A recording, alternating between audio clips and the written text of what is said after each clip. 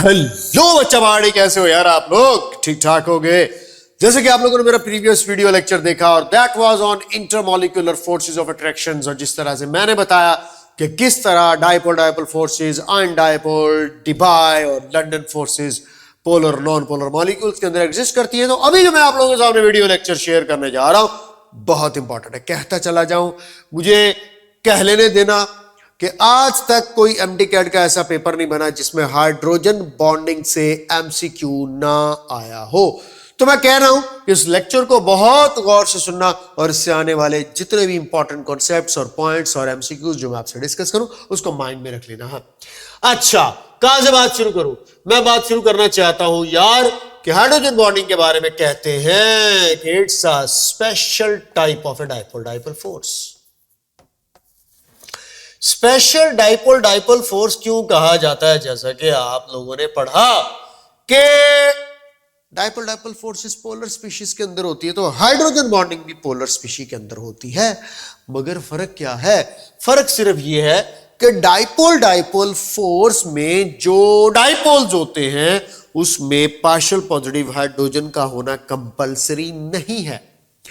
तो यहां पर यह बात आपने याद रख लेनी है कि हाइड्रोजन बॉन्डिंग में एक पार्शियल पॉजिटिव हाइड्रोजन का होना मस्ट है। यह है डिफरेंस डायपोल फोर्स और हाइड्रोजन बॉन्डिंग का। दूसरा इंपॉर्टेंट जो पॉइंट है, स्ट्रेंथ का फर्क है। आप लोगों ने डायपोल फोर्स के बारे में बुक में ये पढ़ा हुआ होगा कि just 1% of A covalent bond strength. तो जनाब जी, कोवेलेंट बॉन्ड की स्ट्रेंथ का एक सिंपल डायपोल फोर्स 1% होती है, लेकिन मुझे कह लेने थे ना कि हाइड्रोजन बॉन्डिंग में अभी हम पढ़ेंगे कि ये up to 5% of the strength of the covalent bond होती है। तो इसका मतलब है 1% बमुकाबला 5% किया जाए तो दूसरा एक इंपॉर्टेंट डिफरेंस है, इसमें माइंड में रख लेना आप लोगों ने, वो इनकी स्ट्रेंथ का डिफरेंस है। आओ जरा इसकी डेफिनेशन सिंपल से आपके सामने शेयर करो। ये वो इंटरमॉलिक्यूलर फोर्स है, अट्रैक्शन जो कि सबसे स्ट्रॉन्ग भी रिलेटिवली कंसीडर की जाती है, जो मौजूद होगी बिटवीन किसके? Between partial positively charged hydrogen atom. जैसा कि मैंने बोला, एक मॉलिक्यूल का partial positively charged hydrogen atom होगा and a highly electronegative atom. अब वो हाईली इलेक्ट्रोनेगेटिव एटम कैसा होना चाहिए? फ्लोरीन होना चाहिए, ऑक्सीजन होना चाहिए और नाइट्रोजन। ये तीन element must high electronegative atom for the formation of hydrogen bond, आपको पता होने चाहिए। एंड यहां पर कहा जाता है समटाइम्स क्लोरीन भी आ जाता है। तो समटाइम्स क्लोरीन भी इन्वॉल्व होता है, और क्लोरीन के बारे में कहा जाता है कि क्लोरीन का इन्वॉल्व होना हाइड्रोजन बॉन्डिंग में एक बॉर्डर लाइन केस है। ये लाइन आप लोगों ने सुनी होगी। अब बॉर्डर लाइन केस कैसे है, इसकी एग्जांपल मैं आप लोगों को बताऊंगा, जिस तरह से आप लोग क्लोरोफॉर्म और एसीटोन के अंदर हाइड्रोजन बॉन्डिंग डेवलप होते हुए देखोगे। कॉन्सेप्ट है जनाब, कोई आम बात नहीं है, कॉन्सेप्ट है, कॉन्सेप्ट। ओके, तो बेटा क्या तय किया? तय ये किया कि हाइड्रोजन बॉन्डिंग किसी एक मॉलिक्यूल के पार्शियल पॉजिटिव हाइड्रोजन और किसी दूसरे मॉलिक्यूल के हाई इलेक्ट्रोनेगेटिव एटम के साथ अट्रैक्शन डेवलप होने का नाम है। बच्चों, चंद एक पॉइंट्स सुन लेना, फिर उसके बाद मैं एग्जांपल्स आपके साथ शेयर करता हूं। इसको कंसीडर किया जाता है स्ट्रॉन्गेस्ट इंटरमॉलिक्यूलर फोर्स। बोल दिया मैंने, आयन डायपोल फोर्स क्योंकि ट्रू नहीं थी, उसके अलावा की बात की जा रही है। और उसके बाद अगली बात की तरफ चले कि इसकी स्ट्रेंथ जो है, ये देखिएगा 1/20 of A covalent bond strength consider की जाती है। ये लाइन आपकी टेक्स्ट बुक के अंदर लिखी हुई है। और अब इसकी परसेंटेज तुम खुद ही निकाल लो। 1/20 इंटू 100 करेंगे तो ये मेरे पास 5% निकलता है। तो दैट इज द रीजन जो मैं प्रीवियस स्लाइड में आपको 5% के बारे में बता रहा था। और बेटा, नॉर्मली एक हाइड्रोजन बॉन्ड को ब्रेक करने के लिए, ये भी पॉइंट याद रखिएगा, 20 से 25 किलो जाउल पर मोल एनर्जी भी रिक्वायर्ड होती है, जो कि एक और इंडिकेशन है कि भाई ये तगड़ी फोर्स है। और उसके बाद आपको याद होगा यार, मैंने आपको वाटर की हीट ऑफ वेपोराइजेशन भी बताई थी, 40.02 किलो जाउल पर मोल। तो ये भी एक मोल ऑफ, यूं समझ लो, हाइड्रोजन बॉन्ड्स ब्रेक करने के लिए वाटर के अंदर रिक्वायर्ड फोर्स है। और मैं बताता चला जाऊं कि लंदन फोर्सेस के बारे में ये बात बोली जाती है, कही जाती है कि एक्चुअली ये दुनिया के हर मॉलिक्यूल में होती है, चाहे पोलर हो चाहे नॉन पोलर हो। ये बात गौर से सुन लेना, क्या बोला है कि लंदन फोर्सेस दुनिया के हर मॉलिक्यूल में होती है, चाहे वो पोलर चाहे नॉन पोलर, क्योंकि उसका ताल्लुक मैस और साइज के साथ है और हर मॉलिक्यूल का होता है। But London forces dominate non polar के अंदर करती हैं, और वो भी certain conditions of temperature pressure. Hydrogen bonding के लिए तय है कि ये पोलर स्पीशीज में होनी है, वो पोलर स्पीशीज जिसके पास पार्शियल पॉजिटिव हाइड्रोजन होनी चाहिए। अब ये स्ट्रेंथ ऑफ हाइड्रोजन बॉन्ड किसके ऊपर डिपेंड करता है? ये बच्चे इलेक्ट्रोनेगेटिविटी डिफरेंस के ऊपर डिपेंड करता है, यानी कि जितना इलेक्ट्रोनेगेटिविटी का डिफरेंस ज्यादा होगा उतना हाइड्रोजन बॉन्ड स्ट्रेंथ वाइज भी ज्यादा होगा। तो मुझे ये point explain with an example अगर करना है तो मैं विदाउट एनी हेजिटेशन तो मैं समझा सकता हूं। और उसके बाद अगली बात जो यहाँ लिखी हुई है कि जितनी तगड़ी होएगी strength of hydrogen bonding one he melting ते बॉइलिंग पॉइंट भी ज्यादा होंगे। हुण तुसी अगर ये सारियां गल्लां समझ चुके हो ते आओ जरा कुछ कम दियां गल्लां दे बारे च डिस्कशन कर लईए। पंजाबी समझ आंदी होएगी तो मेरे कुछ बलोचिस्तान के स्टूडेंट्स हैं, उनके लिए दिक्कत होती है, तो मेरी कोशिश है मैं थोड़ी थोड़ी पंजाबी भी सिखा दूं। जहाँ केमिस्ट्री सिखा रहा हूँ इतना मुश्किल सब्जेक्ट, थोड़ी पंजाबी भी सही। Actually hydrogen bonding is considered as a force of attraction between a partial positive hydrogen and a lone pair of electron. ये इंपॉर्टेंट पॉइंट है। अब ये लोन पेयर वाला क्या चक्कर है जी? बिल्कुल वो जो हाई इलेक्ट्रोनेगेटिव एटम जिसका मैं जिक्र कर रहा था, फ्लोरीन, ऑक्सीजन और नाइट्रोजन जैसे, इनके पास लोन पेयर ऑफ इलेक्ट्रॉन होते हैं, तो पार्शियल पॉजिटिव हाइड्रोजन उन लोन पेयर्स की तरफ खींची चली जाती है और जिसके रिजल्ट में एक अट्रैक्शन डेवलप होती है। अब ये बात याद रखिएगा, जितने पार्शियल पॉजिटिव हाइड्रोजन एटम्स और लोन पेयर्स एक मॉलिक्यूल में ज्यादा होंगे उतनी स्ट्रेंथ ऑफ हाइड्रोजन बॉन्डिंग ज्यादा होगी। और यहां पर मैं स्ट्रेंथ की बजाय एक्सटेंट का वर्ड यूज करूं तो ये और इंपॉर्टेंट और बेहतर होगा। एक्सटेंट ऑफ हाइड्रोजन बॉन्डिंग, यानी कि किस हद तक हाइड्रोजन बॉन्डिंग डेवलप कर सकता है एक मॉलिक्यूल। और याद रखिएगा एक्चुअली जो एक्सटेंट होती है वही बॉइलिंग पॉइंट्स या मेल्टिंग पॉइंट्स को डिस्क्राइब करती है। स्ट्रेंथ और एक्सटेंट में फर्क जानना है, आओ एग्जाम्पल के साथ तुम्हें समझाता हूं। लो जी, मैं अब आपसे यहां पर कहता हूं कि एमसीक्यू की फॉर्म में पूछता हूं, तो बेटा जरा सवाल गौर से सुनिएगा। सवाल है strongest hydrogen bond, strongest hydrogen bond इनमें से किसके अंदर मौजूद है? ऑप्शंस दे रहा हूं तुम लोगों को, हाइड्रोजन फ्लोराइड, ऑप्शन दे रहा हूं तुम लोगों को वाटर, ऑप्शन दे रहा हूं तुम लोगों को अमोनिया NH3। तो बेटा जरा गौर कर लेना, यहां पे आप लोगों को स्ट्रॉन्गेस्ट हाइड्रोजन बॉन्ड मैंने पूछा है और मैंने अभी आप लोगों को बताया था कि इसको चेक करना हो तो तुम लोगों ने डिफरेंस ऑफ इलेक्ट्रो नेगेटिविटी देखना है। ये HF का HF के साथ, वाटर का वाटर के साथ और अमोनिया का अमोनिया के साथ डिस्कस किया जा रहा है।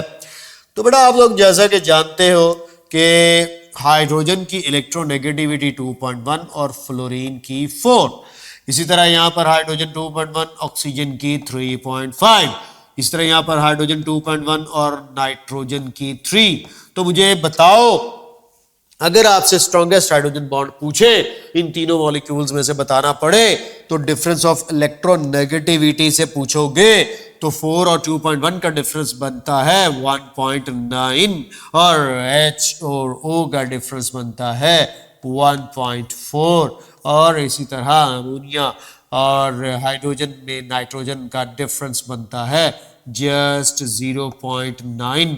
तो कौन मुझे बताएगा?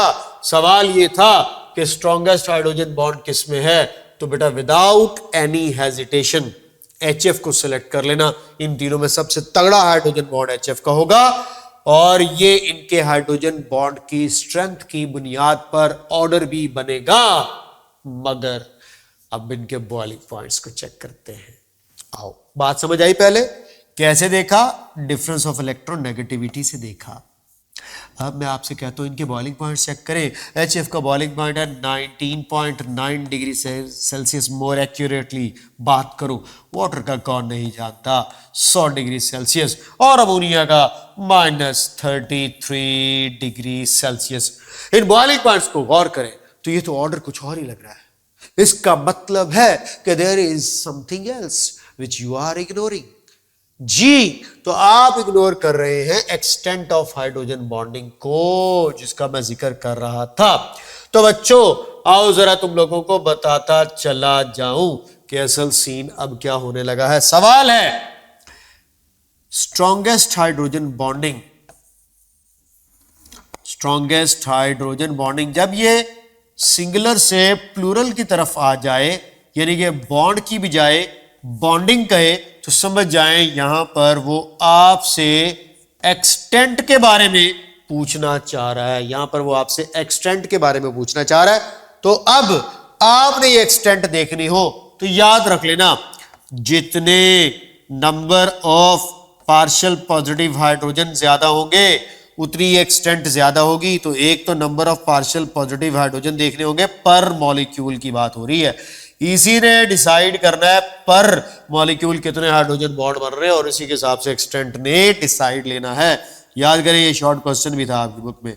उसके बाद आप देखोगे number of lone pairs of electrons पर मॉलिक्यूल, यानी कि एक मॉलिक्यूल के सेंट्रल एटम के पास कितने लोन पेयर्स हैं नंबर 1, और नंबर 2 पर कितने पार्शियल पॉजिटिव हाइड्रोजन है। तो इन्होंने मिलकर डिसाइड करना। तो बच्चे मुझे बताओगे कौन कौन सी दो चीजें हैं जो एक्सटेंट और strength of the hydrogen bonding में देखोगे। एक पार्शियल पॉजिटिव हाइड्रोजन एटम्स की तादाद और दूसरा लोन पेयर्स की तादाद। अब आओ जरा यहां पर आप लोग देखें कि ऑक्सीजन के पास 2 लोन पेयर है, 6 ग्रुप का मेंबर है, और HF के पास 3 लोन पेयर है। क्योंकि ये 7th ग्रुप का मेंबर है, 7 इलेक्ट्रॉन है ना, तो एक तो हाइड्रोजन से शेयर हो गया, बाकी 3 जोड़े बने। ऑक्सीजन के पास 2 जोड़े हैं और नाइट्रोजन के पास सिर्फ 1 जोड़ा है लोन पेयर्स का। अब HF का मसला क्या है, लोन पेयर तो 3 लेकिन पार्शियल पॉजिटिव हाइड्रोजन 1। वाटर के अंदर देखें ऑक्सीजन के पास पार्शियल पॉजिटिव हाइड्रोजन भी 2 है और लोन पेयर ऑक्सीजन के पास भी 2 है। जबकि अमोनिया में पार्शियल पॉजिटिव हाइड्रोजन तो आपको 3 नजर आएंगे, मगर अनफॉर्चुनेटली इसके पास लोन पेयर सिर्फ 1 है, इसीलिए इसका इतना कम बॉइलिंग पॉइंट आपको नजर आ रहा है। तो अगर आप स्ट्रॉन्गेस्ट हाइड्रोजन बॉन्डिंग या एक्सटेंट ऑफ हाइड्रोजन बॉन्डिंग की बुनियाद पर इनको अरेंज करेंगे तो बेटा पहले नंबर पर मैं वाटर लिखूंगा, दूसरे नंबर पर मैं HF लिखूंगा, बॉइलिंग पॉइंट्स में आप लोगों को ऑलरेडी बता चुका हूं, और जाकर तीसरे नंबर पर अमोनिया आएगा। तो बेटा ये आप लोगों के सामने अब जो मैंने ऑर्डर लिखा है, इस ऑर्डर ने किस बुनियाद पर अरेंजमेंट मॉलिक्यूल्स की देखी जा सकती है। ये इनकी एक्सटेंट की बुनियाद पर, यानी कि इनके लोन पेयर ऑफ इलेक्ट्रॉन्स की बुनियाद पर, और इनके पार्शियल पॉजिटिव हाइड्रोजन एटम्स की बुनियाद पर। तो क्या तुम लोगों ने पढ़ा हुआ है कि देयर आर, अब याद रख लेना, 2 हाइड्रोजन बॉन्ड्स पर मॉलिक्यूल ऑफ द वाटर मौजूद होते हैं, but on the other hand HF और अमोनिया में एक एक होता है। अब आप उससे पूछेंगे HF और अमोनिया में अगर एक एक है तो फिर डिस्टिंग्विश बॉइलिंग पॉइंट को करने वाला फैक्टर कौन होगा। फिर हम स्ट्रेंथ की बेस पर देखेंगे कि एक है मगर तगड़ा है, अमोनिया का एक है मगर कमजोर है, तो एक तगड़ा होगा। वो 1 और 1 11 होते हैं, वो भी जेल में रख लेना। तो वाटर में 1 न शुद्ध 2 शुद्ध, 1 नहीं 2 हाइड्रोजन बॉन्ड पर मॉलिक्यूल। ये है वो वजह जो कि आप लोगों को हाइड्रोजन बॉन्डिंग की एक्सटेंट और स्ट्रेंथ की बुनियाद पर उन मॉलिक्यूल्स के मेल्टिंग एंड बॉइलिंग पॉइंट्स को एनहांस करती हुई नजर आएगी। उम्मीद है ये पॉइंट आप लोगों ने सीखा होगा। अब आप लोगों के सामने देखें ये डांस करते हुए वाटर मॉलिक्यूल और खुद बजाते खुद कहते हुए आज ब्लू है पानी पानी। तो इनके दरमियान आप लोगों को हाइड्रोजन बॉन्ड डेवलप होते हुए नजर आ रहे होंगे। अब यहां पर मैं बच्चों को एक बड़ा इंपॉर्टेंट क्वेश्चन समझाता हूं तो कि वाटर मॉलिक्यूल्स ने जब हाइड्रोजन बॉन्डिंग डेवलप कर लेनी है तो जरा देख लीजिएगा, ये पार्शियल पॉजिटिव हाइड्रोजन है, ये पार्शियल नेगेटिव ऑक्सीजन। तो ये आप लोग जब डेवलप होते हुए देखोगे हाइड्रोजन बॉन्ड्स मेरे बच्चों, तो वाटर मॉलिक्यूल्स की आपसे अरेंजमेंट पूछेगा कि भाई कैसी अरेंजमेंट वाटर मॉलिक्यूल जो है वो शो करेंगे, तो बेटा आप लोग क्लियरली देख सकते हो, समझ लो सेंटर में कार्बन और उसके गिर्द 4 हाइड्रोजन है, तो ये एक टेट्राहेड्रल अरेंजमेंट जो है वो देखने को मिलती है। तो कोई आपसे सवाल पूछे what is the arrangement of the water molecules when they are having hydrogen bonding in them, तो ये बेटा टेट्राहेड्रल अरेंजमेंट होती है। एक तो ये पॉइंट आप लोगों ने याद रख लेना। टेट्राहेड्रल अरेंजमेंट के बाद जो अगला पॉइंट है, साफ जाहिर है एंगल भी पूछा जाएगा इनके दरमियान, टेट्राहेड्रल अरेंजमेंट में 109.5 डिग्री का एंगल होता है। और यही टेट्राहेड्रल अरेंजमेंट जब आगे एक्सटेंड होती है तो आप लोगों को एक फेस सेंटर्ड क्यूबिक स्ट्रक्चर बना के देती है, जो आपको आइस के स्ट्रक्चर में पढ़ाऊंगा जब मैं आपको सॉलिड स्टेट पढ़ाऊंगा। ओके यार, एक और बड़ी मजेदार बात, सवाल पूछूं? एक हाइड्रोजन बॉन्ड बनाने के लिए गौर से सुनना, गौर से सुनना, गौर से सुनो, तुम गौर से नहीं सुन रहे हो, गौर से सुनो। एक हाइड्रोजन बॉन्ड बनाने के लिए मिनिमम कितने हाई इलेक्ट्रोनेगेटिव एटम्स रिक्वायर्ड हैं? एक हाइड्रोजन बॉन्ड बनाने के लिए मिनिमम कितने हाईली इलेक्ट्रोनेगेटिव एटम्स रिक्वायर्ड हैं? तो आंसर 1 नहीं, 2 नहीं, 3 नहीं, 4 ऑप्शंस हैं। तो 1 2 3 4 और आपकी सिलेक्शन होनी चाहिए 2। 2 हाई इलेक्ट्रोनेगेटिव एटम चाहिए। आप कहेंगे सर 2, अभी तो आप कह रहे थे कि एक मॉलिक्यूल का पार्शियल पॉजिटिव हाइड्रोजन और दूसरे का हाई इलेक्ट्रोनेगेटिव एटम, तो हाई इलेक्ट्रोनेगेटिव एटम तो एक चाहिए। आओ जरा समझाता हूं। मीथेन देखा हुआ है, ये देखो मीथेन के पास हाइड्रोजन बॉन्ड्स बनाने की कैपेसिटी है, यानी अभी पता चलती है हाइड्रोजन तो है मगर उन पर कोई पार्शियल पॉजिटिव चार्ज नहीं है। वाटर को कहते हैं आओ तुम्हारे अंदर मीथेन गैस को मिक्स करके हाइड्रोजन बॉन्ड डेवलप करना चाहता हूं, तो बेटे याद रख लीजिएगा इनके दरमियान फोर्स ऑफ अट्रैक्शन जो डेवलप होगी, मैं उसको हाइड्रोजन बॉन्ड नहीं कह सकता, क्योंकि हाइड्रोजन बॉन्डिंग की पहली शर्त है partial positively charge hydrogen atom. तो जनाब जी कार्बन इतना हाई इलेक्ट्रोनेगेटिव एटम नहीं है कि इसके साथ जुड़ी हुई जो कोवेलेंट बॉन्ड बनाकर हाइड्रोजन जुड़ रही है ये, कि इस पर पार्शियल पॉजिटिव चार्ज डेवलप कर दे। नो डाउट ऑक्सीजन मौजूद है, मगर वो पार्शियल पॉजिटिवली चार्ज हाइड्रोजन होगी तो उसको अट्रैक्ट करेगा ना, अदरवाइज तो नहीं अट्रैक्ट करेगा। और बेटा जिस तरह के मैंने आप लोगों को बताया कि इसको लोन पेयर की इन्वॉल्वमेंट बोला जाता है, तो एक जगह पर पॉइंट है, पॉइंट अचानक याद है, मैंने कहा बता दूं आपको कि लोन पेयर की इन्वॉल्वमेंट की वजह से हाइड्रोजन बॉन्ड जो है उसको कोरिलेट कर दिया जाता है डेटिव बॉन्ड के साथ। सुना हुआ डेटिव बॉन्ड? जी बिल्कुल, डेटिव बॉन्ड होता है कोऑर्डिनेट कोवेलेंट बॉन्ड। तो आप लोग जानते हो ना कोऑर्डिनेट कोवेलेंट बॉन्ड में भी लोन पेयर ऑफ इलेक्ट्रॉन एक डोनर से एक्सेप्टर की तरफ जाता है। तो मैं यही बात आपको बताना चाहता था कि ऑक्सीजन अपना लोन पेयर देने के लिए तैयार तो है, लेकिन आगे दूसरे मॉलिक्यूल के पास पार्शियल पॉजिटिव हाइड्रोजन नहीं है, तो अकेली ऑक्सीजन अपनी हाई इलेक्ट्रोनेगेटिविटी के साथ कुछ नहीं कर सकती। अब देखो बात को समझना, अगर अकल है तो फौरन से पहले समझ जाओगे। अब मैं कहता हूं यार कि अमोनिया को वाटर में मिक्स करते हैं। ओके, तो मैंने जब देखा कि अमोनिया के पास जो हाइड्रोजन एटम्स हैं उस पर पार्शियल पॉजिटिव चार्ज है, क्योंकि नाइट्रोजन एक हाई इलेक्ट्रोनेगेटिव एटम है। अब अमोनिया को जब मैं वाटर के अंदर ऐड अप करूंगा तो अमोनिया और water definitely hydrogen bonding develop कर लेंगे, क्योंकि यहां पर आप लोगों को अब बात सीधी होती हुई नजर आ रही होगी। ये देखो, एक फर्स्ट हाई इलेक्ट्रोनेगेटिव एटम वो होता है, हाई इलेक्ट्रोनेगेटिव एटम फर्स्ट वो होता है जिसके साथ हाइड्रोजन ने जब कोवेलेंट बॉन्ड बना करके जुड़ना है तो उसके ऊपर पार्शियल पॉजिटिव चार्ज लेकर आना है।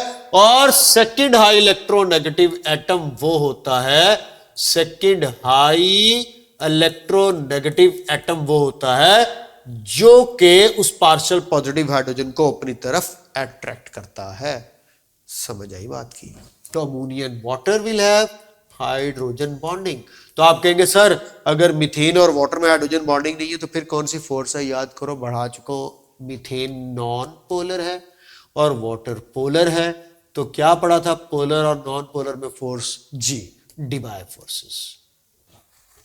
तो मीथेन और वाटर में डिबाय फोर्सेस एग्जिस्ट करती हैं, जस्ट लाइक दैट अमोनिया और वाटर। इसी तरह बेटा आप लोगों को यह बात भी समझ आ जानी चाहिए कि जब आप HCl और वाटर की बात करेंगे तो देखें HCl में हाइड्रोजन पार्शियल पॉजिटिवली चार्ज मौजूद है, और अगर आप HCl को वाटर में डिसॉल्व करते तो आपको पता है ना स्ट्रॉन्ग एसिड है, फौरन से पहले आयोनाइज हो जाता है। अब यहां पर वो डेटिव बॉन्ड बनता हुआ देख भी लेना। ये देखो, ये जब अट्रैक्शन डेवलप होगी तो ये हाइड्रोजन बॉन्ड कहलाएगा, क्योंकि एक partial positive hydrogen high electronegative atom की तरफ अट्रैक्ट हो रही है। लेकिन HCl के साथ जो फोर्स है उसको आप नहीं हाइड्रोजन बॉन्डिंग कहेंगे, क्योंकि यहां पर देखें कि पार्शियल पॉजिटिव हाइड्रोजन को क्लोरीन अट्रैक्ट कर रहा है, और क्लोरीन हाई इलेक्ट्रोनेगेटिव एटम्स उन तीन के अंदर इंक्लूड नहीं होता जो हाइड्रोजन बॉन्डिंग का ठप्पा या टैग लगाते हैं। कॉन्सेप्ट क्लियर हुआ? ये HCl के साथ डाइपोल फोर्स है, जबकि H पार्शियल पॉजिटिव हाइड्रोजन की ऑक्सीजन के साथ हाइड्रोजन बॉन्डिंग है। यही वो एग्जांपल है जो एसीटोन और क्लोरोफॉर्म के अंदर भी मौजूद है, जो आप लोगों को भी आगे चल के मैं बताऊंगा। तो मेरे बच्चे हाइड्रोजन बॉन्डिंग HF के अंदर देख लेना। आपको पता है कि हाइड्रोजन और फ्लोरीन के अंदर हाइड्रोजन बॉन्ड है, और बड़ा तगड़ा हाइड्रोजन बॉन्ड है, जिसकी वजह से ये बिल्कुल स्ट्रेट लाइन में अरेंजमेंट होने की बजाय इस तरह से जिगजैग अरेंजमेंट शो होती है। और जिगजैग अरेंजमेंट की वजह यह है कि फ्लोरीन के ऊपर इतना ज्यादा पार्शियल नेगेटिव चार्ज होता है कि अपनी पार्शियल पॉजिटिव हाइड्रोजन की साथ साथ ये साथ वाले मॉलिक्यूल की भी पार्शियल पॉजिटिव हाइड्रोजन के ऊपर स्ट्रेस और स्ट्रेन डालता है, जिसकी वजह से बेंडिंग अरेंजमेंट देखने को मिलती है। और एक जगह पे हम पढ़ रहे थे कि ये कम से कम 6 मॉलिक्यूल्स का एक हेक्सामेरिक फॉर्म के अंदर एग्जिस्ट करने वाला मॉलिक्यूल होता है, जिसमें 6 HF के मॉलिक्यूल इकट्ठे बाज़फ़ा इस तरह से अरेंज हो जाते हैं कि एक hexameric molecular form due to hydrogen bonding exist होती हुई नजर आती है। इस सेकेंड ईयर की बुक के अंदर मौजूद है। ओके, हाइड्रोजन बॉन्डिंग अमोनिया में भी मैं एक्सप्लेन कर चुका हूं कि एक मॉलिक्यूल पर, एक हाइड्रोजन बॉन्ड पर मॉलिक्यूल जो है वो मौजूद होगा, अमोनिया के केस के अंदर भी। अब इसी तरह एक दो MCQs है, मैंने कहा चलो आप लोगों से वो डिस्कस करते हैं। बेसिक से MCQs है, टेंशन लेने की जरूरत नहीं है। सवाल है कि hydrogen bonding is absent in, किस में एब्सेंट होगी? Acetone and chloroform, steam, HCl and water, और ऑल ऑफ दीज। अब खुद सोचो, जो मासूम बच्चा होगा वो तो ये कहेगा कि सर ने एसीटोन और क्लोरोफॉर्म के अंदर तो बताया नहीं था हाइड्रोजन बॉन्डिंग होती, सर ने तो HF, वाटर और अमोनिया की बात की। और स्टीम के अंदर, हाँ जी, स्टीम के अंदर स्टीम वाटर की बनी होती है और वाटर में हाइड्रोजन बॉन्डिंग होती है। और HCl एंड वाटर जो है, इसमें कहाँ से हाइड्रोजन बॉन्डिंग आ गया? अभी थोड़ी देर पहले मैं ये एक्सप्लेन कर रहा था। तो जनाब मोस्टली कहते हैं ऑल ऑफ दीज इनमें एब्सेंट है। अब कुछ समझदार बच्चे होते हैं जो कॉन्सेप्ट ले चुके होते हैं, और उनको पता चल जाता है कि ये वो स्पेशल एग्जांपल्स हैं HCl और वाटर की, एसीटोन और क्लोरोफॉर्म की, जो कि कॉन्सेप्ट क्लियर हो तो क्लियर होती है। नो डाउट इस MCQ का आंसर बीटा है, स्टीम है। क्योंकि जब स्टीम बनती है तो आपको पता है कि वाटर अपनी लिक्विड स्टेट से गैसियस स्टेट में चला जाएगा, और गैसियस स्टेट के अंदर इंटरमॉलिक्यूलर फोर्सेस निश्ता टाटा बाय बाय हो चुकी होती हैं। तो बेटा स्टीम आपने सिलेक्ट करना है यहां पर एब्सेंट हाइड्रोजन बॉन्डिंग के लिए, और बाकी HCl और वाटर की मैं आपको दिखा चुका, यहां पर आप लोग देख भी चुके हो। ये HCl और वाटर की हाइड्रोजन बॉन्डिंग है। और आओ लगे हाथों आपको अब मैं यहाँ एसीटोन और क्लोरोफॉर्म की भी दिखा दूं, तो गौर से देखिएगा। मैं सबसे पहले आप लोगों के सामने क्लोरोफॉर्म बनाता हूं, और आपको पता है क्लोरोफॉर्म CHCl3 को कहते हैं। तो ये जरा गौर कर लेना, 3 क्लोरीन एटम्स हैं, इन पर पार्शियल नेगेटिव चार्ज है, और इन्हीं की वजह से हाइड्रोजन के ऊपर पार्शियल पॉजिटिव चार्ज होगा, ये सारे मिलकर हाइड्रोजन के इलेक्ट्रॉन्स और कार्बन के इलेक्ट्रॉन्स भी अपनी तरफ खींचे होंगे। तो कार्बन और हाइड्रोजन की इलेक्ट्रॉन डेंसिटी लेफ्ट साइड पर शिफ्ट हो चुकी है क्लोरीन के पास। अब मैं आपके सामने एक और क्लोरोफॉर्म का मॉलिक्यूल बनाता हूं। ये देखिएगा एक और क्लोरोफॉर्म आ गया। आप देखें क्लोरोफॉर्म के डाइपोल्स और डाइपोल्स के दरमियान जब आपसे एमसीक्यू पूछे कि क्लोरोफॉर्म विद क्लोरोफॉर्म कौन सी इंटरमॉलिक्यूलर फोर्स शो करेगा, तो तुमने कहना डाइपोल डाइपोल फोर्स होगी। इसी तरह आप एसीटोन की बात करते हैं, कहां हो एसीटोन, आओ ना, तुम्हें हम बुला रहे हैं। लो जी, एसीटोन का स्ट्रक्चर जरा देखिएगा, मैं आप लोगों के सामने बनाने जा रहा हूं, गौर से मुलाहिजा फरमाइएगा। ये देखिएगा, ये एसीटोन है, ये मिथाइल ग्रुप, बना लो या ना बनाओ जैसे तुम्हारा मन करे। एक एसीटोन और उसके बाद दूसरा एसीटोन भी देख लो। लो जी, तमाम होशियार बाश हो जाए अवाम, ये भी पोलर बॉन्ड होगा कार्बन और ऑक्सीजन की इलेक्ट्रॉन नेगेटिविटी के डिफरेंस की वजह से। क्या तुम लोग गौर कर रहे हो? तो बेटा देखिएगा, क्लोरोफॉर्म और क्लोरोफॉर्म के पार्शियल पॉजिटिव और नेगेटिव पोल के अंदर डाइपोल डाइपोल फोर्स।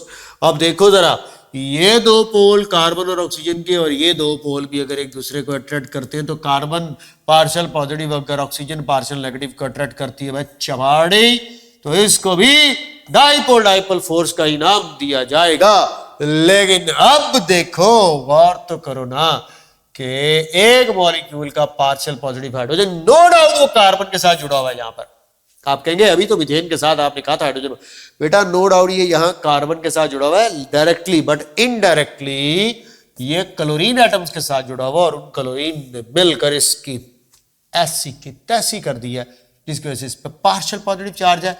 अब देखें, ये पार्शियल पॉजिटिव चार्ज वाला हाइड्रोजन और ये हाई इलेक्ट्रॉन नेगेटिव ऑक्सीजन जब अट्रैक्शन शो करेंगे तो इसको मैं बोलूंगा हाइड्रोजन बॉन्डिंग। तो कैसा लगा, समझ आई कि आपसे एमसीक्यू आए कि within acetone molecules a type of intermolecular force, तो आप कहेंगे dipole dipole. Within chloroform the type of intermolecular force भी डाइपोल डाइपोल है। लेकिन अगर आपसे कहें between acetone and chloroform, between acetone and chloroform, तो it would be hydrogen bonding. ठप्पा लगा कॉन्सेप्ट के ऊपर, लग गया। आगे चलते हैं। हाइड्रोजन बॉन्डिंग एसीटोन और क्लोरोफॉर्म की मैंने आपको इन डिटेल बता दी है। आओ जरा कुछ एप्लीकेशंस के ऊपर बात करते हैं। पेपर में अगर आपसे कहें कि हाइड्रोजन बॉन्डिंग ने मेल्टिंग एंड बॉइलिंग पॉइंट्स को इफेक्ट करना, तो मैं बात पहले ही बता चुका हूं तुम लोगों को।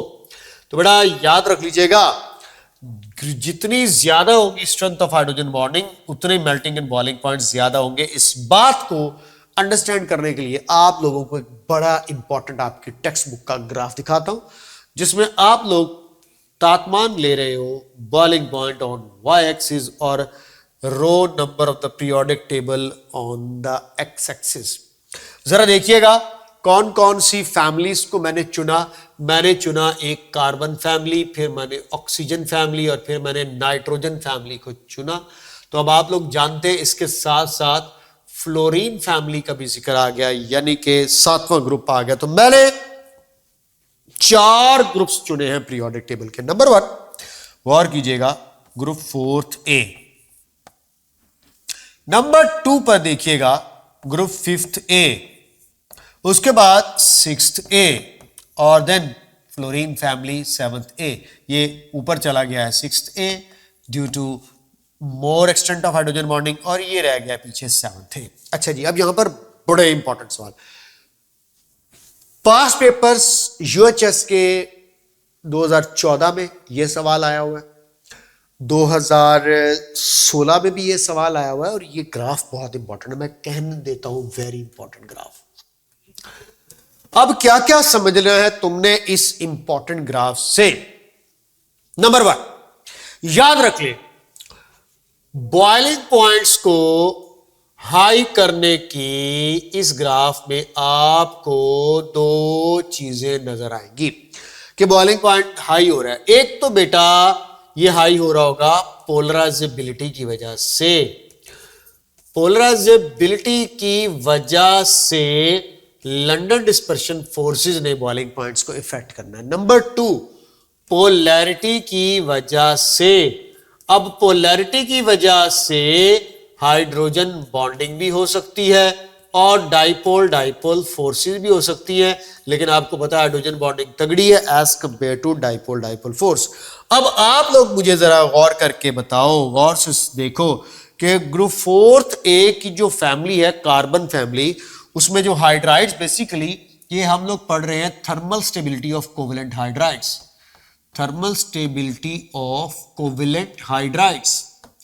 हाइड्राइड्स आपको पता है कंपाउंड्स ऑफ हाइड्रोजन को कहा जाता है। तो जरा कार्बन फैमिली को देखें, कार्बन, सिलिकॉन, जर्मेनियम और टिन में कोई ऐसा एलिमेंट तो नहीं है कि जो हाइड्रोजन के साथ जुड़े और हाइड्रोजन बॉन्ड डेवलप कर दे, नहीं है, नहीं है। तो फिर याद रख लेना, इसमें मीथेन से, सिलिकॉन से, जर्मेनियम और टिन की तरफ अगर मेल्टिंग एंड बॉइलिंग पॉइंट्स बढ़ते हुए आपको दिखाई दे रहे हैं तो इसकी वजह हाइड्रोजन बॉन्डिंग होगी? नो, इसकी वजह होगी mass, size, polarisability and London dispersion forces. तो मैं बार बार कह रहा हूं कि दो वजूहात हो सकती है मेल्टिंग एंड बॉइलिंग पॉइंट्स को बढ़ाने की। आओ जरा पांचवें ग्रुप की तरफ चलते हैं। तो बेटा पांचवें ग्रुप को भी तो यही, अब आपको पता टॉप टू द बॉटम अब जब जाते हैं तो मैस और साइज बढ़ता है, इसलिए कार्बन से लेकर जब मैं जर्मेनियम और टिन तक जा रहा था मैस और साइज बढ़ रहा था, मेल्टिंग एंड बॉइलिंग पॉइंट्स बढ़ रहे थे। तो मेरे जेहन में क्या था कि यहां पर भी ऐसा होगा कि HF, अमोनिया और वाटर के केस में बात करें तो ऑक्सीजन का साइज कम है, इधर नाइट्रोजन का साइज कम है, सेंट्रल एटम की बात कर रहे हैं, और इधर फ्लोरीन एटम का साइज कम है। तो हमने यहां पर एक्सपेक्ट किया कि ये भी ग्राफ इसी तरह ही देखने को मिलेंगे, लेकिन मैं और आप सर पकड़ कर बैठे, ये क्या चक्कर है कि अमोनिया ये ऊपर पहुंचा हुआ है अपने सेकंड ग्रुप मेंबर से, और HF भी ऊपर पहुंच गया है, और वाटर तो सबसे टॉप पर पहुंच गया है। तो बेटा क्या वजह हो सकती है इन तीन कंपाउंड्स के high boiling points as compare to the second members, और ये इतना ज्यादा जो गैप आ रहा है, इस बॉइलिंग पॉइंट्स के गैप की वजह क्या बन रही है? तो अभी मैं बता चुका हूं, इसकी वजह है हाइड्रोजन बॉन्डिंग, क्योंकि हमने तीन यही तो एग्जाम्पल्स पढ़ी है जिन्होंने हाइड्रोजन बॉन्डिंग डेवलप करनी होती है। अब अगला सवाल आप कहेंगे सर ये तो समझ आ गया, तो इन H2S की और HCl की और PH3 की melting and boiling points relatively कम है, इनके melting and boiling points relatively कम होने की वजह क्या है? तो इसकी वजह है नो हाइड्रोजन बॉन्डिंग। तो इनके अंदर हाइड्रोजन बॉन्डिंग नहीं है, नो डाउट ये स्लाइटली पोलर मौजूद है, लेकिन इनके अंदर हाइड्रोजन बॉन्डिंग नहीं है, इनके अंदर डाइपोल डाइपोल फोर्स है, और आपको पता है dipole dipole force weak force है। आप कहेंगे सर ओके समझ आ गया, लेकिन ये बाद में दोबारा से बढ़ने वाला क्या चक्कर है? ये अगेन ये हाइड्रोजन टेलिनाइड और SbH3 और HI बॉइलिंग पॉइंट्स दोबारा से बढ़ाते हुए क्यों नजर आ रहे हैं? यहां पर हाइड्रोजन बॉन्डिंग कहां से आ गई? हाइड्रोजन बॉन्डिंग वजह ही नहीं है। इसकी वजह मैं ये लिख चुका हूं आप लोगों के सामने कि अब मैस, साइज और पोलराइजेबिलिटी ने वंस अगेन मेल्टिंग और बॉइलिंग पॉइंट्स को इंक्रीज करना है। तो कुछ बात समझ आई मेरे प्यारे बच्चों?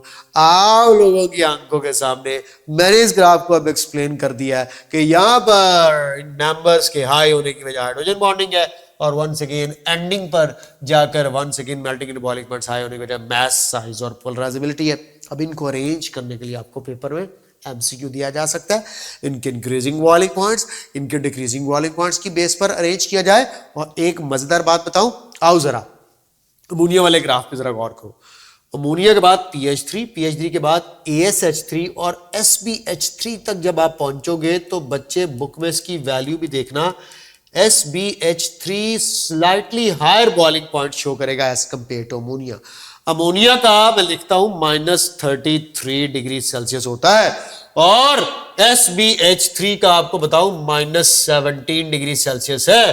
तो चेक करो SbH3 की पोलराइजेबिलिटी अमोनिया की हाइड्रोजन बॉन्डिंग के ऊपर चढ़कर सवार होगी। उसे कहा चल साइड पे हो जा, मेरी मैस, साइज और पोलराइजेबिलिटी हाइड्रोजन बॉन्डिंग पर डोमिनेट करती है। इसीलिए तो मैंने कहा था कि ये कोई हार्ड फास्ट रूल नहीं है कि हमेशा हाइड्रोजन बॉन्डिंग ही तगड़ी होती है, और उसी की वजह से मेल्टिंग एंड बॉइलिंग पॉइंट ज्यादा होते हैं। बाज दफा पोलराइजेबिलिटी डोमिनेट कर जाती है पोलैरिटी के ऊपर, ग्रेटर मैस और साइज होने की वजह से। सोचो आयोडीन, नॉर्मल टेम्परेचर और प्रेशर पर कौन सी फिजिकल स्टेट में है, सॉलिड, और उसकी बरक्स वाटर जितनी मर्जी तगड़ी हाइड्रोजन बॉन्डिंग शो कर ले आप रूम टेम्परेचर पर लिक्विड स्टेट में मिलेगा।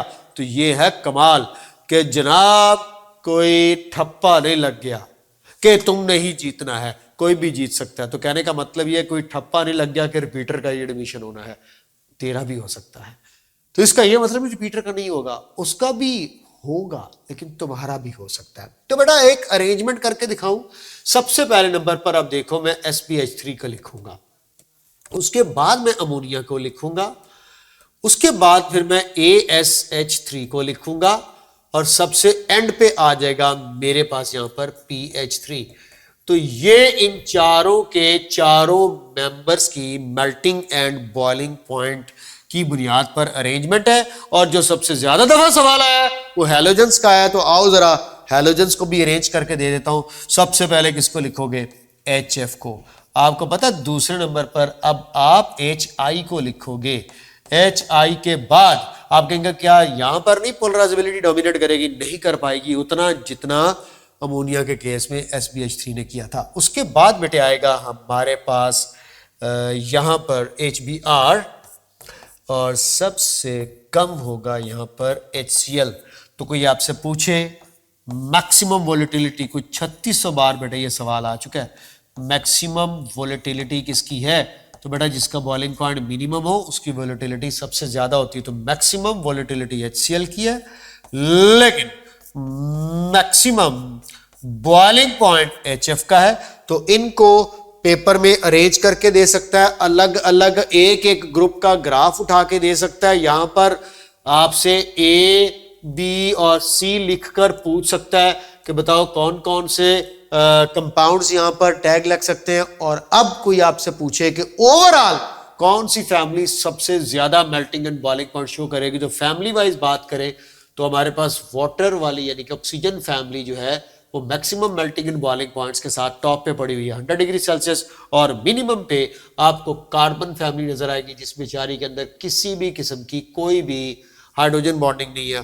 और अगर वो सरवाइव कर रही है तो किस बुनियाद पर कर रही है, अपनी पोलराइजेबिलिटी की बेस पर कर रही है। कोई गल समझ आई जे, बड़ा इंपॉर्टेंट ग्राफ है। इस ग्राफ ते मैं बोलना शुरू करा ते पुत्र इंज समझ लो कि मैं 2 घंटे का लेक्चर सिर्फ ऐसे ग्राफ ते दे सकना, ये एडा इंपॉर्टेंट है। लेकिन साफ ज़ाहिर है अभी शॉर्ट और वन शॉर्ट नोट्स के अंदर देख लें, आपको इतनी डिटेल बता रहे हैं तो सोचो जब हम डिटेल में बताएंगे तो क्या तबाही मचा देंगे, तबाही।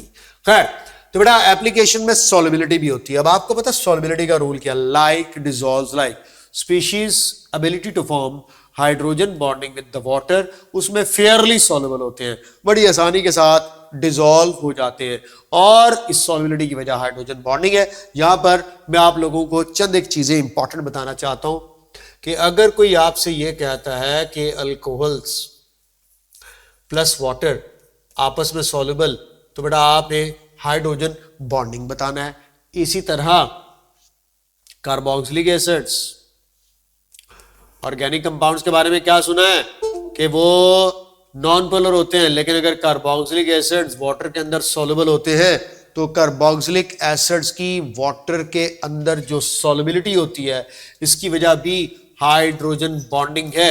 स्ट्रक्चर्स आप लोगों ने पढ़ी हुई है और आप स्ट्रक्चर्स को पढ़ चुके हैं और मल्टीपल टाइम पढ़ चुके हैं। स्ट्रक्चर भी बना दूं अगर तो ये देखिएगा C2H5। और मजेदार बात बताता हूं यहां पे आपको, ये देखिएगा अल्कोहल के साथ क्या शो करेगी, तो मेरे बच्चों सुन लेना, ये देख लेना, अक्लमंदों के लिए इशारा ही काफी होता है, चेक कर लेना। Ethanol with ethanol hydrogen bonding. अब देखें एथानॉल विद वाटर देखेंगे तो ये भी हाइड्रोजन बॉन्डिंग होगी, यानी कि आप लोगों को यहां पर मैं ये बताना चाहता हूं कि ये देखो पार्शियल पॉजिटिव हाइड्रोजन और ऑक्सीजन के दरमियान अट्रैक्शन है। तो कोई आपसे कहे एथानॉल और एथानॉल की फोर्स आपस में क्या होगी, हाइड्रोजन बॉन्डिंग, इस तरह एथानॉल और वाटर की भी आपस में क्या होगी, hydrogen bonding. Likewise carboxylic acids के अंदर भी बेटा बिल्कुल ऐसे सिनेरियो होता है। लेकिन मैं यहां पर बच्चों को बताता चला जाऊंगा कि मैं कलर थीम जरा सेम रखना चाहता हूं। अब बेटे आप लोगों को same is the case for the carboxylic acids भी दिखाता हूं। तो ये देखिएगा, हम लोग यहां पर ले लेते हैं एसिटिक एसिड। ये रहा जनाबे वाली एसिटिक एसिड, ये आ गया एसिटिक एसिड। अब देखा गया कि कार्बोक्सिलिक एसिड्स जो है ना, ये वाटर के अंदर अल्कोहल की निस्बत जरा ज्यादा सॉल्युबिलिटी शो कर रहे हैं। अब उसकी वजह क्या हो सकती है? कार्बोक्सिलिक एसिड्स और अल्कोहल्स का भी आपस में कंपैरिजन देखा गया तो पता चला कार्बोक्सिलिक एसिड्स के अंदर स्ट्रॉन्ग हाइड्रोजन बॉन्डिंग और कार्बोक्सिलिक एसिड्स के melting and boiling points alcohol से ज्यादा है। फिर वही बात, हाइड्रोजन बॉन्ड बनाने की शक्ति। अब आप देखिएगा कि कार्बोक्सिलिक एसिड्स में 2 ऑक्सीजन एटम्स हैं। अब यहां पर आप लोग जरा गौर करें, ये देखें, एक एसिटिक एसिड का जो मॉलिक्यूल है वो इस तरफ से भी वाटर के साथ हाइड्रोजन बॉन्ड बना सकता है और दूसरी तरफ से भी आप लोग जरा गौर कर लें, आपको फिर से एक और हाइड्रोजन बॉन्ड भी बना हुआ नजर आ रहा होगा। तो ये देखिएगा, कार्बोक्सिलिक एसिड की पार्शियल पॉजिटिव हाइड्रोजन ऑक्सीजन की तरफ अट्रैक्ट हो रही है और कार्बोक्सिलिक एसिड की पार्शियल नेगेटिव ऑक्सीजन वाटर की पार्शियल पॉजिटिव हाइड्रोजन की तरफ अट्रैक्ट हो रही है। तो कोई आपसे सवाल पूछे अल्कोहल प्लस वाटर में स्ट्रॉन्ग हाइड्रोजन बॉन्डिंग होगी या कार्बोक्सिलिक एसिड प्लस वाटर में स्ट्रॉन्ग हाइड्रोजन बॉन्डिंग होगी? तो ये उम्मीद है तुम लोग समझ गए होंगे मेरी बात को, पॉइंट को, कि carboxylic acids and waters will have more hydrogen bonding strength extend. जिस तरह देखिएगा कि एक एसिटिक एसिड मॉलिक्यूल दोनों तरफ से due to having more high electronegative atom oxygen atoms in it, it will show more hydrogen bonding with water।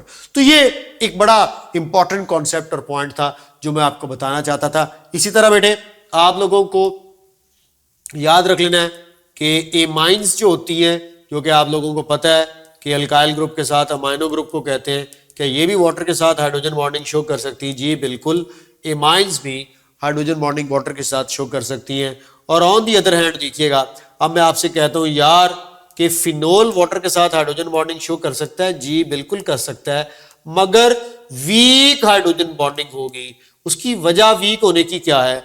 उसमें ये बेंजीन रिंग है जो कि आपको पता है हाइड्रोफोबिक होता है, वाटर हीटर होता है, वाटर रिपेलेंट होता है। तो ये भी एक बड़ा इंपॉर्टेंट पॉइंट आ गया कि phenol plus water will have week hydrogen bonding. इसके ऊपर मैं बड़ी डिटेल में आप लोगों को कभी को वीडियो लेक्चर बना के दूंगा, चस आ जाएगी तुम लोगों को सुन के। खैर, उसके बाद अब आप लोग मुझे बताएं, क्या ईथर और वाटर हाइड्रोजन बॉन्डिंग शो कर सकते हैं?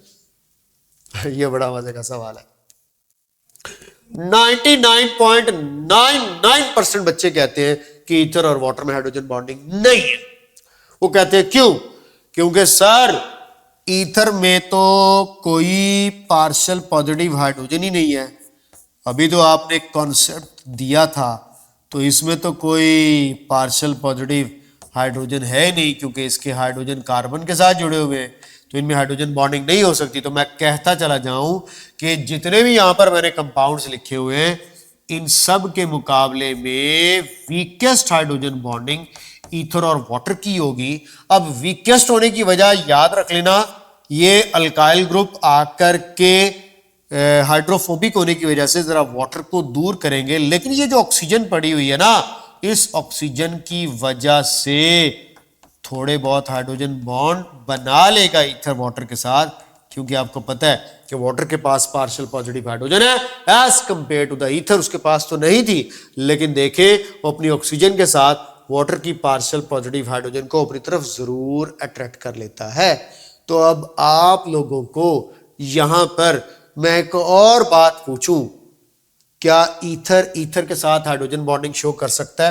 पहले तो मुझे यह बताओ, ईथर के साथ हाइड्रोजन बॉन्डिंग डेवलप हो सकती है? ये नहीं हो सकती, याद रख लें। हाँ, ईथर वाटर के साथ हाइड्रोजन बॉन्डिंग जरूर शो कर सकता है। देखो, ईथर ने हाइड्रोजन बॉन्ड बनाने के लिए अपने पास एक पार्शियल पॉजिटिव हाइड्रोजन रखनी है, ते किथे है वो पार्शियल पॉजिटिव हाइड्रोजन? दसो मैनू। नहीं हैगी। मेरा ख्याल में तुम लोगों को समझ आ जानी चाहिए। कोई आपसे सवाल पूछे कि ether with ether hydrogen bond show कर सकता है तो आप कहेंगे निश्ता, लेकिन ether with water hydrogen bonding show कर सकता है तो आपका आंसर होना चाहिए यस। और अगर आपसे कोई कहे alcohol, carboxylic acid, amines, phenol और ईथर में से weakest hydrogen bonding with water कौन शो करेगा, तो आपका आंसर ईथर होना चाहिए, क्योंकि यहां पर दो साइड्स अल्काइल ग्रुप्स ने ब्लॉक की हुई होंगी जो वाटर को नहीं आने देगी, क्योंकि alkyl groups are non polar water hater, like dissolve like होता है, ये पानी को बहुत दूर फेंकते हैं, तो इसलिए सेंटर में बनी हुई ऑक्सीजन के पास वाटर मॉलिक्यूल थोड़े बहुत ही पहुंचेंगे और हाइड्रोजन बॉन्डिंग शो करेंगे। कैसा लगा ये कॉन्सेप्ट? पेपर में आएगा सवाल और आपने अब गलत नहीं करना। तो इस कॉन्सेप्ट को माइंड में रखें और अच्छे से जहन में रख लीजिएगा कि आपस में भी हाइड्रोजन बॉन्डिंग का सवाल आ सकता है, ईथर विद ईथर, और वाटर के साथ भी आ सकता है, ईथर विद वाटर। तो इस पॉइंट को समझते हुए आप लोगों को मैं मल्टीपल हाइड्रोजन बॉन्ड्स के बारे में बता दूं कि बाज दफा एक मॉलिक्यूल के अंदर more than one OH groups होंगे, याद रख लीजिएगा। तो more than one OH groups अगर होंगे तो उसी हिसाब से एक्सटेंट ऑफ हाइड्रोजन बॉन्डिंग भी बढ़ जाएगी और मेल्टिंग एंड बॉइलिंग पॉइंट्स भी बढ़ जाएंगे। तो देखो HF का बॉइलिंग पॉइंट चेक करो, उसके बाद एथेनॉल का बॉइलिंग पॉइंट चेक करो। आप कहेंगे सर HF की तो हाइड्रोजन बॉन्डिंग ज्यादा स्ट्रांग होनी चाहिए। बेटा आप भूल रहे हो कि इसके अंदर ये इथाइल ग्रुप है जिसकी वजह से इसका मास और साइज ज्यादा है अल्कोहल का, तो सेकंड फैक्टर पोलराइजेबिलिटी का भी आ सकता है। तो HF को देखकर धोखा मत खाना, बॉइलिंग पॉइंट्स आपके सामने देखें। उसके बाद बेटा इनको अरेंज करने के लिए भी दिया जा सकता है, सबसे कम और सबसे ज्यादा।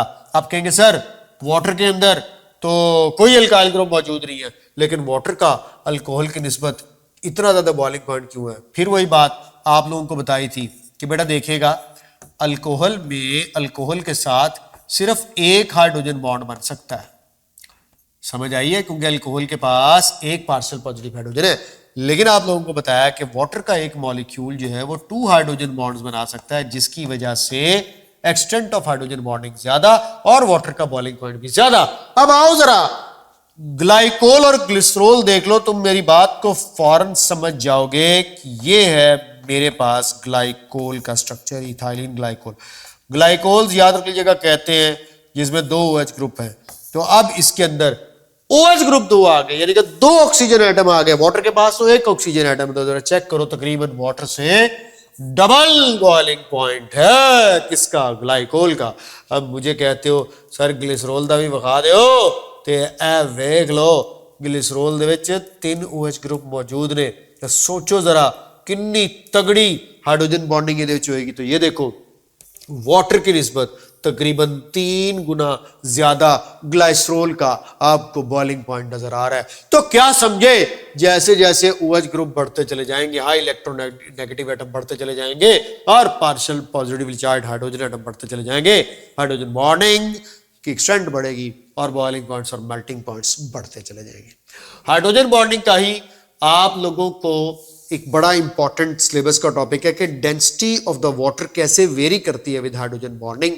तो अब आप लोग जानते हैं कि वाटर मॉलिक्यूल्स का एक जमगठा सा आपको बना हुआ नजर आ रहा होगा। जब वाटर मॉलिक्यूल्स लिक्विड स्टेट से सॉलिड स्टेट की तरफ जाते हैं, बड़े गौर से समझ लेना, बहुत दफा ये सवाल आया है टेक्स्ट बुक की एक्सरसाइज का भी MCQ, और मुझे इसको एक्सप्लेन करने देना, लाजमी करने देना। यहां पर वाटर मॉलिक्यूल्स की तरतीब याद रख लेना, कुछ इस तरह से हो जाती है कि इन मॉलिक्यूल्स में आपको हेक्सागोनल वॉइड्स देखने को मिलते हैं। अब आपने बात जो समझनी है वो मैं आपको बताना चाहता हूं कि ये हेक्सागोनल वॉइड्स या स्पेसिस क्या करती हैं। असूली तौर पर डेंसिटी का फॉर्मूला याद रख लीजिएगा, D = PM/RT। पढ़ा हुआ तुम लोगों ने जनरल गैस इक्वेशन में? जी बिल्कुल पढ़ा हुआ है, बड़े तवज्जो से सुनने वाली बात है। यहां से जरा देखो कि डेंसिटी और टेम्परेचर का क्या रिलेशनशिप बन रहा है जी, इनवर्स। इसका मतलब है अगर टेम्परेचर बढ़ा तो डेंसिटी ने कम होना है। अब मैं आपके सामने देखें एक, फिर मैं ग्राफ से भी समझाता हूं। 50 डिग्री सेल्सियस, उसके बाद मैं 4 डिग्री सेल्सियस, उसके बाद मैं 0 डिग्री सेल्सियस, और उसके बाद मैं -4 डिग्री सेल्सियस की तरफ जाता हूं। कॉन्सेप्ट ले लेना, 50 डिग्री सेल्सियस पर वाटर लिक्विड स्टेट में होगा, 4 डिग्री सेल्सियस पर ये लिक्विड स्टेट में होगा, 0 डिग्री सेल्सियस पर ये सॉलिड स्टेट में होगा और -4 पर भी ये सॉलिड स्टेट में होगा। बस ये बात है कि यहां पर सॉलिड और लिक्विड में एक डायनामिक इक्विलिब्रियम भी होगा। अच्छा, अब आप मुझे बताइएगा, अभी बात हुई डेंसिटी का टेम्परेचर से इनवर्स रिलेशनशिप है, तो जैसे जैसे मैं नीचे को टेम्परेचर गिरा रहा हूं, मुझे बताएं what will happen to the density. Temperature down the जा रहा हूं अगर मैं रो, तो टेम्परेचर डिक्रीज हो रहा है, तो याद रख लीजिएगा डेंसिटी जो है वो इंक्रीज होनी चाहिए। कुछ बात गलत तो नहीं, इनवर्स रिलेशनशिप का ये मतलब है कि एक चीज बढ़ रही है दूसरी कम हो रही है, तो टेम्परेचर डिक्रीज हो रहा है तो डेंसिटी ने इंक्रीज होना है, बिल्कुल ऐसा ही है। और आप लोगों ने पढ़ा हुआ है solids are more denser as compare to the liquid, तो यहां पर 0 पर और -4 पर आपको रिलेटिवली ज्यादा डेंसिटी नजर आनी चाहिए, लेकिन एक्सेप्शनल बिहेवियर है in case of water and ice. होता क्या है कि वाटर मॉलिक्यूल जब लिक्विड स्टेट से यहां सॉलिड स्टेट में जाते हैं तो इनकी तरतीब इस तरह से होती है, टेट्राहेड्रल अरेंजमेंट इस तरह से एक्सटेंड होती है कि ये हेक्सागोनल वॉइड्स और स्पेसिस जनरेट हो जाती हैं। इन हेक्सागोनल वॉइड्स और स्पेसिस की वजह से 9% वॉल्यूम इंक्रीज हो जाता है। ओ भाई, यही तो वजह है ना, जो आप बर्तन में पानी भर के फ्रिज में जब रखते हैं जाकर, अम्मी कहती हैं फुल नहीं भरना। आपने देखा होगा बर्फ जमकर बाहर आई होती है और वो जो कोला शरीफ आपने रखा हुआ होता है वो इतनी जोर से फ्रिज में फंस जाता है कि तुम छुरियां, चाकू, डंडे, सोटे मार के उसको निकालना शुरू करते हो और फ्रिज का बेड़ा गर्क कर देते हो। फिर अम्मी भी तुम्हारे साथ वही डंडे, सोटे, चाकू, छुरियां चलाकर बदला लेती है कि मेरी फ्रिज खराब कर देती, तू मरे मनु से। तो खैर 9% वॉल्यूम इंक्रीज हो जाता है। 9% वॉल्यूम ने जैसे इंक्रीज होना है, अब कौन नहीं जानता D is equal to M/V। तो पुत्र जदो वॉल्यूम ने 9% इंक्रीज होना है तो साफ जाहिर है डेंसिटी ने 9% ही की हो जाना है डिक्रीज। और यही वो वजह है कि डेंसिटी के डिक्रीज होने की वजह से आइस की डेंसिटी कम होती है। कोई भी चीज जो लेस डेंसर होती है वो हमेशा सरफेस पर आ जाती है और फ्लोटिंग स्टार्ट कर देती है। यही वजह है कि बर्फ के टुकड़े जो पानी में फेंकते हैं तो वो ऊपर आके और तैरना शुरू कर देते हैं। तो आओ फिर जरा यहां पर काम की बात सुन लो।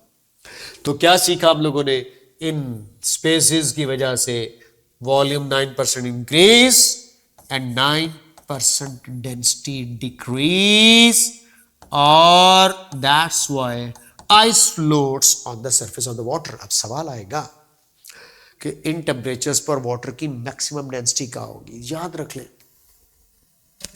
4 डिग्री सेल्सियस वो टेम्परेचर है जहां पर वाटर अपनी मैक्सिमम डेंसिटी शो कर रहा होता है। क्यों?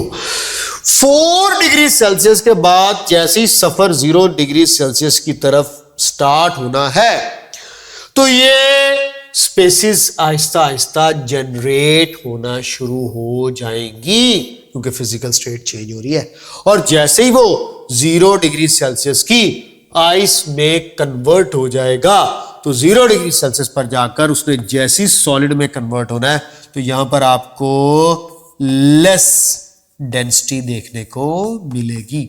तो मैंने क्या बोला, मैंने कुछ ये बोला आपको कि डेंसिटी ने डिक्रीज अगर होना है तो 0 डिग्री सेल्सियस पर जब तक उसने सॉलिड में कन्वर्ट नहीं होना तब तक नहीं होना।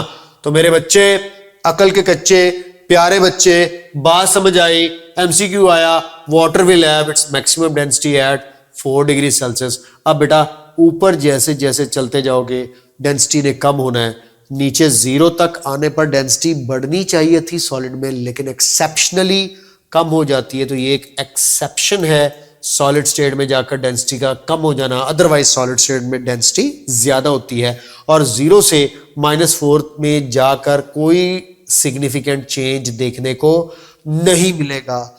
ये कॉन्सेप्ट याद रख लीजिएगा। सवाल आया हुआ है ice has its maximum density at, तो आइस बेटा 0 डिग्री सेल्सियस पर होती है। आइस के लिए मैक्सिमम डेंसिटी 0 पर जानी है, लेकिन वाटर के लिए मैक्सिमम डेंसिटी जब पूछे तो 4 डिग्री सेल्सियस पर होनी है। उम्मीद है आपको ये कॉन्सेप्ट समझ आया होगा। ये वो स्पेसिस का पैटर्न है जो मैं आपको दिखाना चाहता था। ये इतना ज़्यादा स्ट्रक्चर के अंदर एक्सटेंशन आ जाता है कि बाकायदा वाज़े तौर पर ये खोखला सा स्ट्रक्चर जो आपको दिख रहा है ये वाटर का स्ट्रक्चर है। और इस ग्राफ को देखो जो मैंने अभी सारी राम कथा सुनाई इस ग्राफ में पड़ी हुई है। ये है वाटर की डेंसिटी 1 और ये देखिएगा ये है 4 डिग्री सेल्सियस पर आपको मैक्सिमम डेंसिटी यहां पर नजर आ रही है। और उसके बाद ये देखिएगा ये -5 से ये 0 तक के दरमियान आपको यहां पर सॉलिड आइस नजर आ रहा है वाटर। और यहां 0 से लेकर ऑनवर्ड आगे 30 तक आपको ये वाटर लिक्विड स्टेट में नजर आ रहा है। अब देखिएगा कि जैसे ही उसने 4 डिग्री सेल्सियस पर होना है तो 4 डिग्री सेल्सियस पर अपनी मैक्सिमम डेंसिटी की वैल्यू 1 शो करेगा। और आगे देखें जैसे ही उसने सॉलिड में कन्वर्ट होना है तो यहाँ पर तकरीबन 9% तक डेंसिटी कम हो जाती है। और आगे देखें जैसे जैसे टेम्परेचर बढ़ता चला जाएगा डेंसिटी कम होती चली जाएगी। तो यहाँ पर जो है वो नॉर्मल रूल है, उसी तरह टेम्परेचर बढ़ रहा है और डेंसिटी कम हो रही है। ये है वो एरिया कोई आपसे पूछे कि एक्सेप्शन यहाँ पर कहाँ देखने को मिल रही है तो ये है वो एरिया जहाँ पर उसने 4 से 0 डिग्री सेल्सियस सॉलिड में जब कन्वर्ट होना है तो डेंसिटी ने कम हो जाना है। कैसा लगा ये लेक्चर? तो मैंने आप लोगों को हाइड्रोजन बॉन्डिंग इन डिटेल और आपके सिलेबस में बाकायदा तौर पर लिखा हुआ है कि density variation with the temperature due to hydrogen bonding दिखाया। पेपर में सवाल आएंगे, प्रैक्टिस करना, क्वेश्चन आप लोगों के इंशाल्लाह गलत नहीं होंगे। अपना ख्याल रखना। अगले वीडियो लेक्चर में देखो इवेपोरेशन, वेपर प्रेशर और बॉइलिंग पॉइंट के साथ मैं क्या करता हूं। Bye bye.